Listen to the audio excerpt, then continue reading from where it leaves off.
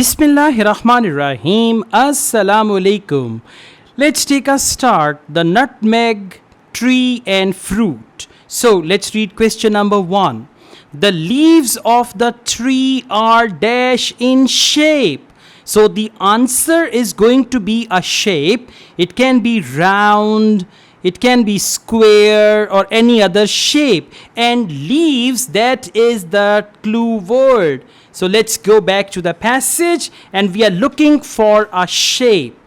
All right, I found the word tree and leaves. So please follow me.